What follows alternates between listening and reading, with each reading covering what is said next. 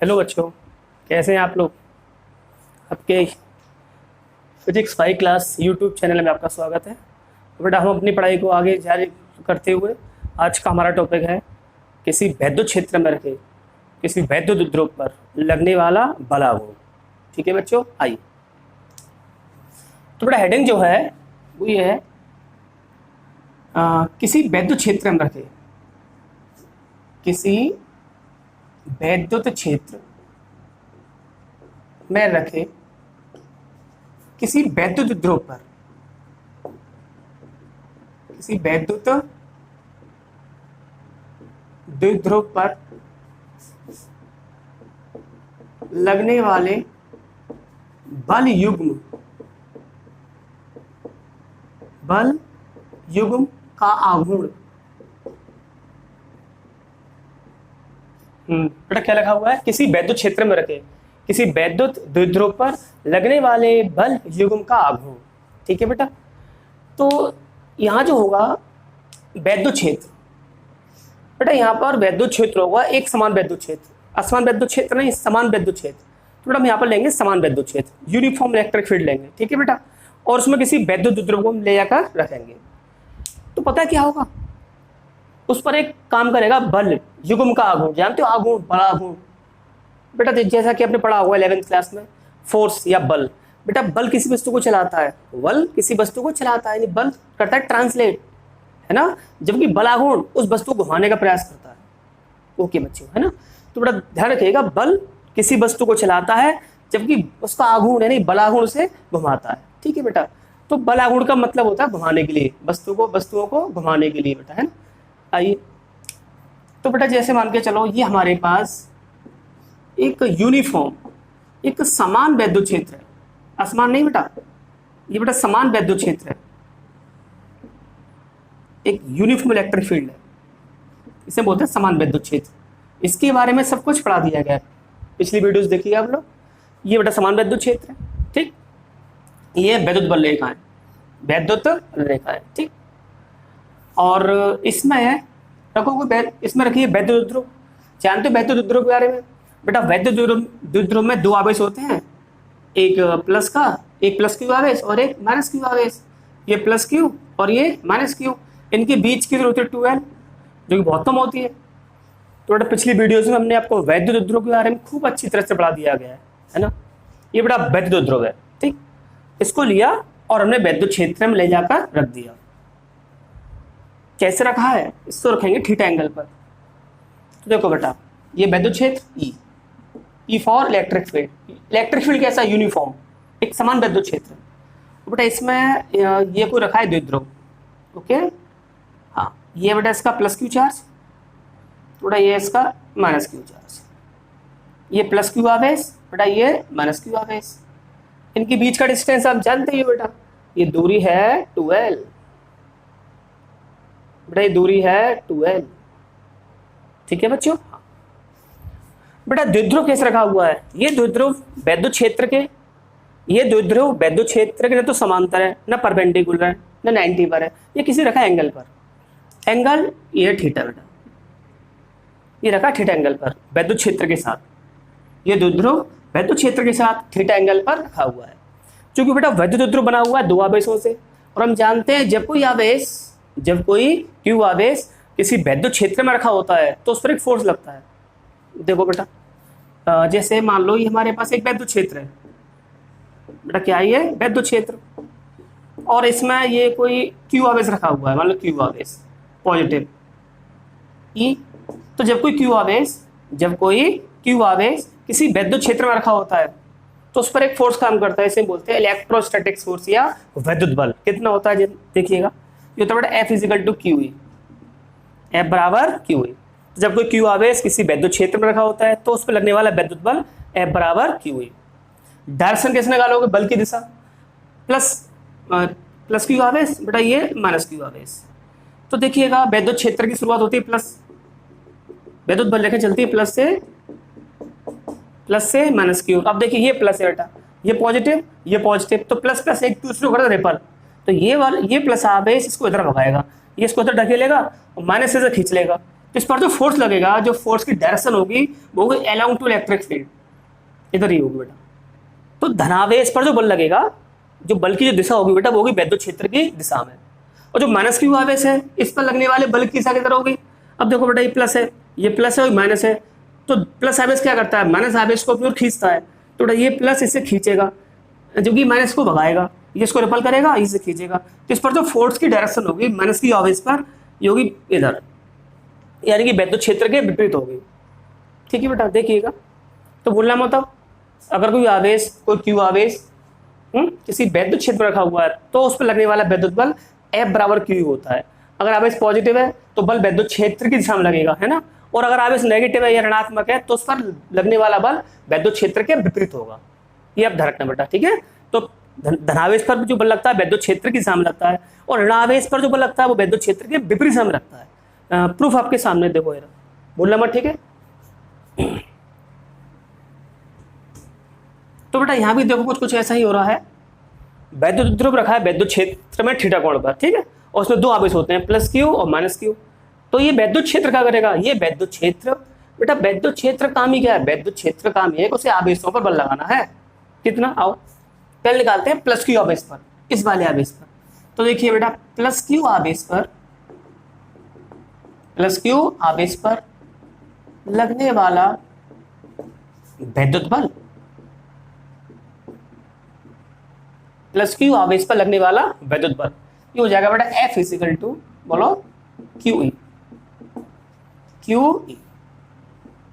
लिख देंगे ब्रैकेट में। इस बल की डायरेक्शन क्या है बेटा? इसकी डायरेक्शन है वैद्युत क्षेत्र की दिशा में। ओके बेटा। भाई आवेश कैसा? प्लस है, मतलब आवेश पॉजिटिव है या धनावेशित है, तो धनावेश पर जो बल लगेगा ये लगता है वैद्युत क्षेत्र की दिशा में। तो इस पर जो बल लगेगा ये लगेगा वैद्युत क्षेत्र की दिशा में, इधर। ये होगा F is equal to q E. ठीक है, अब निकाल लो इस वाले आवेश पर, ऋण आवेश पर। तो माइनस क्यू आवेश पर लगने वाला कौन सा बल? वैद्युत बल। हाँ बिल्कुल, लगने वाला वैद्युत बल, ये हो जाएगा F इजिकल टू, सॉरी, लगने वाला वैद्युत बल F is equal to q E. इस बल की दिशा किधर होगी बेटा? माइनस क्यू आवेश है, इस पर जो बल लगेगा वो लगेगा वैद्युत क्षेत्र के विपरीत दिशा में। ठीक है, नेगेटिव चार्ज है ना, अभी अपने क्या बताया था पीछे कि नेगेटिव चार्ज पर जो फोर्स लगेगा वो opposite to the electric field of direction. हाँ, इस पर जो बल लगेगा वो वैद्युत क्षेत्र के विपरीत दिशा में लगेगा। तो F is equal to q E दिशा होगी बेटा वैद्युत क्षेत्र के विपरीत, दिशा होगी वैद्युत क्षेत्र के विपरीत होगी, यानी ये जो बल लगेगा ये इधर लगेगा बेटा, F is equal to q E. तो देखिए बेटा क्या हो रहा है यहाँ पर, ये दोनों, ये वाला बल चाहता है मैं इसको इधर खींच लूं, ये वाला बल चाहेगा मैं इसको इधर खींच लूं, तो बेटा पता क्या होगा, ये चाह रहा मैं इसको इधर खींचूं, ये चाह रहा मैं इसको इधर खींचूं, तो इसका क्या होगा बेटा? क्या होगा द्विध्रुव का? ये से इधर खींचेगा, ये इसको इधर खींचेगा, तो पता क्या होगा? दोनों खींचेंगे, जिससे बेटा क्या करेगा? घूम जाएगा, ये डायपोल या द्विध्रुव यूं घूम जाएगा बच्चों, ये घूमने का प्रयास करेगा। ठीक है बेटा। हाँ, तो इनके बीच की दूरी 2L है। हाँ, तो ये दोनों बल क्या कर रहे हैं बेटा? ये दोनों बल मिलकर बना रहे हैं एक बल युग्म। बेटा क्या बना रहे हैं? बल युग्म, बलों का जोड़ा, है ना। देखा, ये बल लग रहा है इस तरफ, बेटा ये बल लग रहा है इस तरफ, ये क्या बन गया? ये बन गया बल का युग्म, बलों का जोड़ा बन गया बच्चों। ठीक है बेटा, इसे बोलेंगे हाँ बल युग्म। ठीक है, तो बच्चों देखिए बल युग्म की कंडीशन क्या होती है? देखिए बल युग्म में दो बल होते हैं ना, एक दूसरे के बराबर, परिमाण में एक दूसरे के बराबर होंगे लेकिन दिशा में होते हैं विपरीत, उसे बोलते हैं बल युग्म। कंडीशन फर्स्ट देखिए बेटा, ध्यान रखिएगा क्या होता है बल युग्म? बल युग्म में दो बल होंगे, परिमाण में बराबर लेकिन दिशाओं में विपरीत होंगे। जैसे बेटा ये कोई वस्तु है, इस पर दो बल लगे हुए हैं, एक ऊपर की तरफ एक नीचे की तरफ, तो ये बल युग्म है।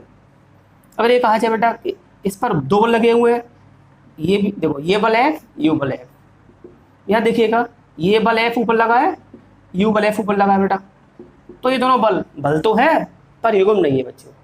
युग्म की कंडीशन क्या होती है? बल तो दो होंगे एक दूसरे के बराबर लेकिन विपरीत दिशाओं में, एक दूसरे के विपरीत दिशाओं में। हाँ, यहाँ देखिएगा बेटा, यहाँ दो बल तो है, यहाँ दो बल तो है पर युग्म नहीं है बेटा, बिकॉज ये दोनों बल एक ही डायरेक्शन लगे हुए हैं। तो क्या करेंगे, ये चाहेगा मैं इसको इधर खींचूं, ये चाहेगा इसको इधर खींचूं, तो क्या होगा, वस्तु ऊपर चली जाएगी। ये करेगी, ट्रांसलेट करेगी बच्चों, ये गति करेगी सीधी रेखा में। ठीक है, तो ये बल युग्म नहीं है बच्चों। ठीक, बल युग्म ये है। कैसे बेटा, मान लो कोई वस्तु है, इस पर दो बल लगे हुए हैं, एक ऊपर की तरफ एक नीचे की तरफ। ये चाहेगा मैं इसको ऊपर की तरफ खींचूं, ये चाहेगा मैं इस नीचे की तरफ खींचूं, तो वस्तु क्या करेगी, वस्तु बेटा इस एक्सिस के अबाउट, इस अक्ष के पर बेटा रोटेट करेगी, घूमने का प्रयास करेगी। हाँ ठीक है बेटा। तो इस पर जो टॉर्क लगेगा, इस पर जो बलाहुण लगेगा वो कितना होगा वो, ठीक है देखिए। तो ये जो बेटा इसे बोलेंगे, यहाँ दो बल है ना, एक ऊपर की तरफ और नीचे की तरफ, तो ये बन गया बल युग्म। बच्चों क्या बन गया, ये बन गया बल युग्म। तो एक फॉर्मूला होता है, आपने पढ़ा होगा 11th क्लास में, कि बल युग्म का आघूर्ण, बल युग्म का आघूर्ण, एक होता बलाघूर्ण है ना, वो होता सिंगल बल का होता है, अकेले बल का होता है। एक होता बल युग्म का आघूर्ण, बल युग्म, युग्म माने जोड़ा, जोड़े का आघूर्ण है ना बेटा। हाँ, तो इसको हम शो करते हैं टाउ से। तो बेटा टाउ का जो फॉर्मूला होता है ना, वो होता है टाउ इक्वल टू, कोई सा एक बल उठाओ, कोई सा एक बल, तो बल इंटू बल युग्म की भुजा, बल इंटू बल युग्म की भुजा, बल इंटू बल युग्म की भुजा। तो देखो ये बेटा बल युग्म, ये इसकी भुजा, ये होती है बल युग्म की भुजा, इसे बोलते हैं लीवर आर्म या बल युग्म की भुजा। दिख रहा है बेटा, ये दूरी इन बलों की भुजा है, अर्थात ये दोनों बल इस वाली भुजा पर लगे हुए हैं, तो इसे बोलते हैं बल युग्म की भुजा। ये बेटा ये डिस्टेंस आपको दिख रहा है, ये डिस्टेंस इन बलों की भुजा है। ठीक है, और ध्यान रखना बेटा, ये जो भुजा होती है ना, ये भुजा इन दोनों बलों के होती है लंबवत, 90 पर होती है, एकदम परपेंडिकुलर 90 एंगल पर। ठीक है बेटा। हाँ, सपोज करिए अगर ये दोनों बल अगर यूं लगे होते, तो जैसे हम एक बल यूं लगा होता, जैसे बेटा मान लो साइड, ये साइड यूं होती, एक बल यूं लगा होता और एक बल यूं लगा होता, ये बल ऐसे लगा होता, ये बल, तो क्या ये दूरी, ये है और ये है, तो क्या ये दूरी इन बलों की भुजा है, बताइएगा बेटा। तो ये दूरी इन बलों की भुजा नहीं है, क्योंकि ये दूरी इन बलों के साथ 90 एंगल पर नहीं है बेटा। इस समय क्या है, एंगल 90 का है, नहीं है, तो ये दूरी इन बलों की भुजा नहीं है। तो बताओ बेटा इन बलों की भुजा इस समय क्या होगी, तो हम क्या करेंगे इसके लिए, ठीक है बेटा, यहाँ से एक लाइन ड्रॉ करेंगे पैरेलल, और यहाँ से बेटा यहाँ से इसको आगे बढ़ाएंगे ऊपर की तरफ। तो ये दूरी, हाँ ये दूरी इन बलों की भुजा है, ये दूरी इन बलों की भुजा है, 90 पर है। देखो ये भुजा इसके साथ भी 90 है और इसके साथ भी 90 है, तो ये भुजा है बेटा इन दोनों बलों की, न कि ये। तो बेटा भुजा जो होती है बल युग्म की भुजा, बलों के जो एक्स ऑफ लाइन है, जो बलों की रेखा उसके परपेंडिकुलर होती है। हाँ तो देखो बच्चों, तो यहाँ भी दो बल काम कर रहे हैं बेटा, एक इस तरफ एक इस तरफ, है ना। तो ये दोनों बल मिलकर एक बना रहे हैं बल युग्म, जो द्विध्रुव को वैद्युत क्षेत्र में घुमाने का प्रयत्न करेंगे। इसको बेटा घुमाना चाहेंगे, इसको रोटेट कराना चाहेंगे। ठीक है, अतः ये दोनों बल मिलकर एक बल युग्म बनाते हैं बेटा। क्या बनाते हैं, बल युग्म। अतः ये दोनों बल मिलकर एक बल युग्म बनाते हैं, जो द्विध्रुव को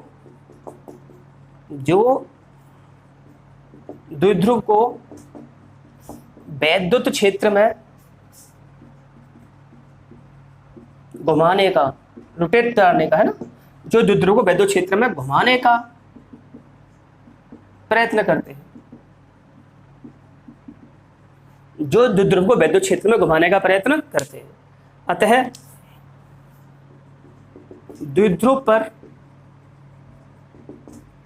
द्विध्रुव पर लगने वाले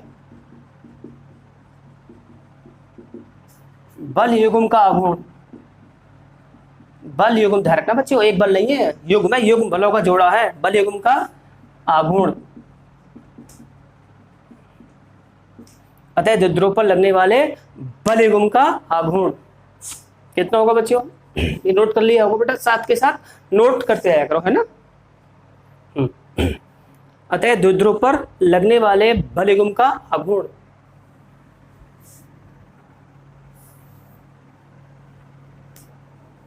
बोलो बच्चे, ये होगा टाउ इक्वल टू बल, फॉर्मूला वही ये वाला, जो फॉर्मूला जो काम करेगा ये करेगा ये। तो टाउ बराबर बल इंटू बल युग्म की भुजा, ठीक है। तो टाउ इज इक्वल टू बल, इनमें से कोई सा बल उठा लो, कोई सा जो तुम्हारी इच्छा करे, ये वाला ये वाला, तो ऐसे ले लीजिए। तो एफ इजिकल टू क्यू, बल इंटू बल युग्म भुजा, तो बल कितना बेटा एफ इंटू बल युग्म की भुजा। क्या ये दूरी, क्या ये डिस्टेंस इन बलों की भुजा है क्या?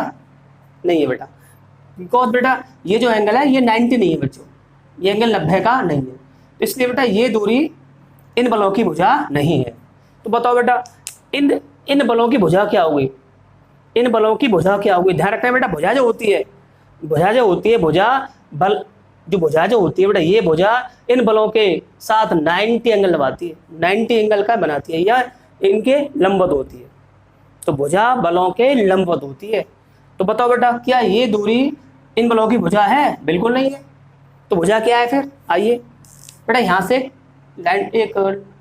यहाँ से बेटा परपेंडिकुलर ड्रॉ करो, एक लंब ड्रॉ करो इस पर, ठीक है। यहाँ से इस लाइन पर एक परपेंडिकुलर या लंब ड्रॉ करो, अवलंब। तो बेटा ये डिस्टेंस, ये दूरी, ये जो बेटा अवलंब, ये जो हमने नॉर्मल ड्रॉ किया है, अवलंब जो खींचा है, ये अवलंब इस वाले बल के साथ भी और इस वाले बल के साथ 90 एंगल पर है ना। देखो ये भी 90 और ये भी 90, ये 90, देखो बेटा 90, ये 90। तो ये जो दूरी आपको दिख रही है, ये भुजा इन बलों की बेटा भुजा है, ठीक है। ये लाइन इसके साथ भी 90 पर है और इसके साथ भी 90 पर है। तो ये डिस्टेंस इन बलों की भुजा है, यानी बल युग्म की भुजा है। इसे कैसे निकालोगे बेटा? ये निकालो ट्रिग्नोमेट्री से, ट्रिग्नोमेट्री से निकाल दीजिए बच्चों। याद करो, जानते हो ये आपको दिया हुआ बेटा है ना, 90 के सामने होता कर्ण, ये लंब और ये आधार, इसको निकालो साइन थीटा से बेटा। तो sine theta is equal to क्या होता है?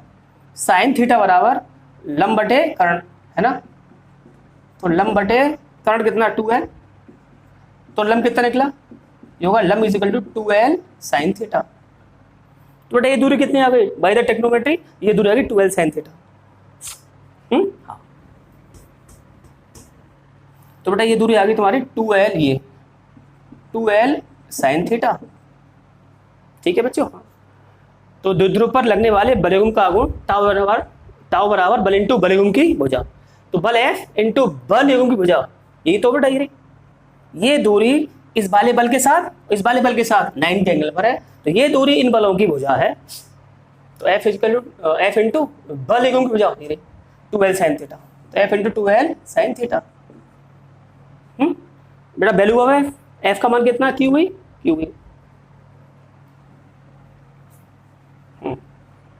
तो हो जाएगा बच्चों, तो टाउ इक्वल टू F बोलो Q into 2l sine theta. क्यों बच्चों? बिल्कुल। अब बेटा आप जानते हो Q into 2l, Q into 2l ये क्या होता है? ये होता है वैद्युत द्विध्रुव आघूर्ण। क्या होता है बेटा? ये वैद्युत द्विध्रुव आघूर्ण नहीं पढ़ाया? P बराबर Q इंटू 2l पढ़ा दिया बच्चों। हाँ, तो हम जानते हैं P equal to Q into 2l। P बेटा जहाँ P क्या है? जहाँ P द्विध्रुव आघूर्ण है, तो टाउ इक्वल टू ये बन जाएगा बेटा, ये तो P में चला जाएगा PE साइन थीटा। तो जब कोई वैद्युत द्विध्रुव किसी वैद्युत क्षेत्र में रखा होता है, तो वैद्युत क्षेत्र क्या करता है? वैद्युत क्षेत्र द्विध्रुव को घुमाने का प्रयास करता है, उसे घुमाता है, उसको रोटेट कराता है उसको। कितने टॉर्क से? Tau is equal to p sine theta. ये इसका बेटा फॉर्मूला है टॉर्क का, है ना। किसी वैद्युत क्षेत्र में रखे किसी वैद्युत द्विध्रुव पर लगने वाले बल युग्म का आघूर्ण tau is equal to p E sine theta. जहाँ पी क्या है बेटा? जहाँ पी इस वैद्युत द्विध्रुव का द्विध्रुव आघूर्ण है, ई इलेक्ट्रिक फील्ड, थीटा बेटा एंगल है किसके साथ? वैद्युत द्विध्रुव की अक्ष और वैद्युत क्षेत्र के साथ बनेगा। ध्यान रखना बच्चों, ठीक है। हाँ, tau equal to p sine theta, very simple formula बच्चों। इसे चाहो तो वेक्टर फॉर्म में ले सकते हो, वेक्टर फॉर्म में लिखो इसको, तो हो जाएगा tau vector is equal to p cross E. इसका क्रॉस निकाल लो, वही आ जाएगा पी साइन थीटा। तो टाउ की डायरेक्शन कैसे निकालोगे? टाउ की डायरेक्शन वही राइट हैंड रूल से निकाल लेंगे बच्चों, पी क्रॉस ई से। तो टाउ की जो दिशा होगी बेटा, पी और ई दोनों के अभिलंबित होगी, दोनों के परपेंडिकुलर होगी। तो इतना टॉर्क काम करेगा बच्चों। जब कोई वैद्युत ध्रुव किसी वैद्युत क्षेत्र में रखा होता है तो उस पर लगने वाला बलागुण tau equal to p sine theta. ठीक है बच्चों। ये तो इसमें मेन बात क्या है, इसमें खासियत है बेटा, देखने वाली बात यह है कि इस द्विध्रुव पर, इस द्विध्रुव पर नेट बल 0 है, नेट बल 0 है। बताओ 0 का नेट बल, क्योंकि बेटा ये वाला बल लग रहा है इस तरफ, है ना, F। इस वाले आवेश पर जो बल लग रहा है वो लग रहा है इस तरफ। तो बेटा ये भी है और ये भी है। ये दोनों बल परिमाण में तो एक दूसरे के बराबर हैं लेकिन दिशाओं विपरीत है। तो इनका नेट बल कितना हो जाएगा, F नेट, इनका जो रिजल्टेंट होगा 0 हो जाएगा। ठीक है बेटा। तो ध्यान रखना, जब कोई वैद्युत ध्रुव किसी एक समान वैद्युत, हाँ वैद्युत क्षेत्र कैसा होना चाहिए, वैद्युत क्षेत्र होना चाहिए एक समान, और ये समान वैद्युत क्षेत्र तुम्हारे सिलेबस में बेटा। हाँ तो अब डरिएगा मत, क्या वैद्युत क्षेत्र असमान हो सकता है? हाँ वो भी हो सकता है, लेकिन 12th क्लास में जो वैद्युत क्षेत्र होगा समान ही होगा, समान वैद्युत क्षेत्र, न कि असमान वैद्युत क्षेत्र। पर हाँ हम न्यूमेरिकल आपको करा देंगे बेटा असमान वैद्युत क्षेत्र के भी, उसको भी समझा देंगे बच्चों, पर ये समझ ज़्यादा जरूरी है समान वैद्युत क्षेत्र वाला। ठीक है बेटा। तो ध्यान रखना, जब कोई वैद्युत ध्रुव किसी एक समान वैद्युत क्षेत्र में रखा होता है, एक समान वैद्युत क्षेत्र ऐसा ही है, ये वैद्युत क्षेत्र एक समान है। ठीक है। तो जब कोई वैद्युत ध्रुव किसी एक समान वैद्युत क्षेत्र यूनिफॉर्म इलेक्ट्रिक फील्ड में रखा होता है तो उस पर नेट फोर्स 0 होता है। ठीक है। तो उस पर नेट बल 0 होता है। क्या नेट टॉर्क भी 0 होता है? नहीं बेटा, नेट टॉर्क 0 होता है, टॉर्क ही होता है। ठीक है। तो टाउ नेट, तो tau net is does not 0। हाँ बेटा कंडीशन ध्यान रखना, क्वेश्चन पूछा गया कई बार। ठीक है बेटा। जब कोई वैद्युत ध्रुव किसी एक समान वैद्युत क्षेत्र में रखा होता है उस पर लगने वाला नेट बल तो 0 होता है, पर नेट बलागुण 0 नहीं होता। ये बेटा इतना होता है। तो ये था बच्चों, नोट करो उसको। ठीक। हाँ तो किसी वैद्युत क्षेत्र में रखे किसी वैद्युत ध्रुव पर लगने वाले बलों का गुण होता है tau equal to p sine theta. हाँ नोट करो उसको बेटा। तो बच्चों इसमें जो टाउ जो है ये डिपेंड कर रहा है किस पर, ये डिपेंड कर रहा है साइन थीटा पर। तो टाउ की वैल्यू ज्यादा कब होगी? टाउ की वैल्यू ज्यादा होगी जब साइन थीटा की वैल्यू ज्यादा हो, है ना। तो इसमें कुछ नोट आ जाते हैं बेटा। पहला पॉइंट, टाउ मैक्सिमम कब होगा? Tau maximum when sine maximum. हम जानते हैं साइन थीटा में जो साइन की जो मैक्सिमम वैल्यू होती है वो होती है 90 के लिए। साइन 90 की वैल्यू 1, ये साइन की सबसे बड़ी वैल्यू होती है। तो tau maximum when sine theta is equal to 90, या इसको ये लिखो, tau maximum when theta is equal to 90। क्योंकि साइन में अगर थीटा की वैल्यू 90 है तो साइन की सबसे बड़ी वैल्यू वही है। तो साइन बड़ा होगा जब साइन थीटा की वैल्यू मैक्सिमम होगी तो टाउ मैक्सिमम हो जाएगा, है ना। तो उसको पुट करिए, तो टाउ मैक्सिमम हो जाएगा पीई साइन 90, तो हो जाएगा बेटा फॉर्मूला, और साइन 90 की वैल्यू होती है बेटा 1, तो हो जाएगा पीई। तो बेटा ये है मैक्सिमम टॉर्क। क्या बेटा? मैक्सिमम टॉर्क, ये टाउ की अधिकतम वैल्यू बेटा है। ठीक है। अच्छा, जब टाउ की बेटा मैक्सिमम वैल्यू है तो उसकी मिनिमम वैल्यू होनी चाहिए। तो टाउ बेटा मिनिमम कब होगा, न्यूनतम कब होगा? तो टाउ न्यूनतम जब होगा जब साइन न्यूनतम हो, साइन की वैल्यू न्यूनतम हो। तो साइन की न्यूनतम वैल्यू होती है वो होती है 0 के लिए, साइन 0 इक्वल टू 0 होता है बेटा, है ना। तो टाउ की न्यूनतम वैल्यू क्या होगी? टाउ मिनिमम कब होगा? जब साइन मिनिमम हो, है ना। तो साइन की जो न्यूनतम वैल्यू होती है वो होती है 0 के लिए। तो बेटा second case, tau minimum when theta is equal to 0। इसको पुट कर दो बच्चों, थीटा को लगाओ 0 यहाँ पर, तो हो जाएगा tau minimum equal to p E sine 0। और सब बच्चे जानते हैं कि साइन 0 की वैल्यू 0 होती है, तो टाउ मिनिमम 0 हो जाएगा। तो उसका कोई टॉर्क काम नहीं करेगा और बिल्कुल नहीं घूमेगा। तो ये मैक्सिमम टॉर्क और ये मिनिमम टॉर्क। चाहो तो इसको आप इसका फोटो भी बना सकते हो।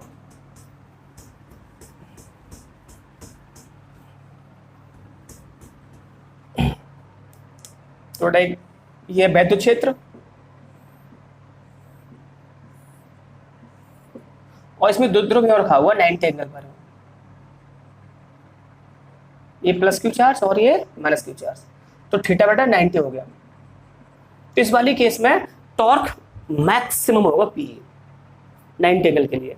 और बात करें इसकी, बात करें तो बच्चों देखो इसमें जो द्विध्रुव होना चाहिए